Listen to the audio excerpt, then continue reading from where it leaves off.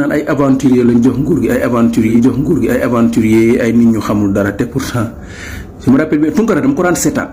2STV mi fi émission yu neex am na bu ñu daan def par vendredi moom beneen gaay bi te ñu invité woon ci ñoom Pam Ndiaye Coppite ak yoon façon émission boobu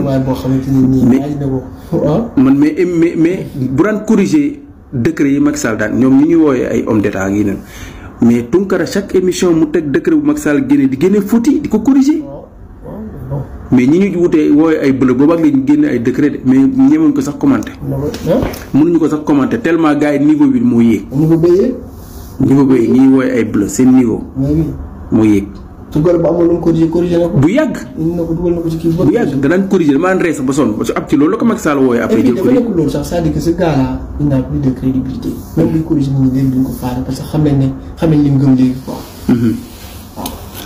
parce que dafa nekk di critiquer ni kii gars yi woo ko te nit ñi dañ ko bëggoon waxatul dara nit ñi dañ ko bëggoon man élection man 2018 j'ai failli voter pour lui 2017 tu vois élection législative j'ai failli voter pour lui parce que dama ko doon suivre comme pas possible mais mu jékki-jékki ni yar dem ci Macky Sall kenn déggatul Tunkara saway kenn déggatu ko moo tax benn am na benn booy bu mu invité woon boobu ne ko yow Tunkara yow gars yow li nga doon wax fi nga doon génn fii di wax président de la république di critiquer affaire yi noonu gars yi bañ la wooyee kenn déggatu la représenté wu kenn Tunkara na ko maa ngi wax mu ne ko yow yaa ngi wax mu ne ko mais li ngay wax bu ko président jëfewul génneel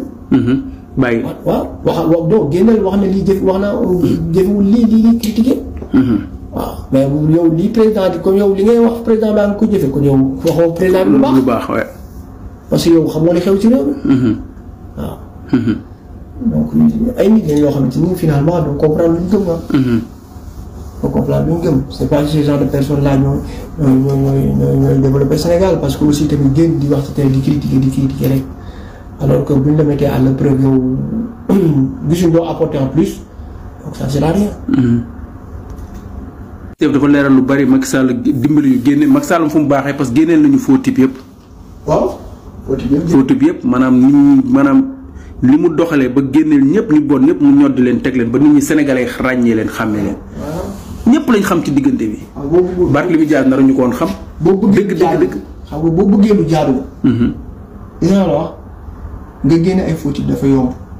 parce que boo bëggee lu jaadu te yor ay moyens yor xaalis forcément gars yi bëgg ci xaalis bi bëgg cee génn forcément ñooñu dañuy ànd ak yow léegi nag ku ci ànd ak yow dañuy xam ne kii saa yi moom tamit faux type la te loolu la gars yi defam loolu la gars yi defam Macky Sall dafa génne des faux types waaw parce que Macky Sall booy saaga sax mu woo la waaw boo na nga mun saaga song ñu bëri ñu fal saaga song ay ñoom masali moom dafa ragaloon critique booy saaga sax mu woo la dafa ragal critique mais ragal critique bi ni nga ko ragalee moom la ko war a ragalee nit ki bu la critiquer génneel moo tax dafay génne ay argument même bu dul yow ñu kenn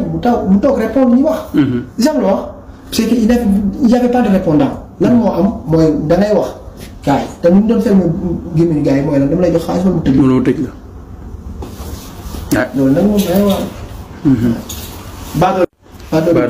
baadoole ñoo nañ ci kaso bi ñi nga xamante ni am nañ dara te nekk ay nit ñu foqale bëgg leneen en plus ñooñu dañ di jox xaalis bu tëj seen gémmiñ waaw Macky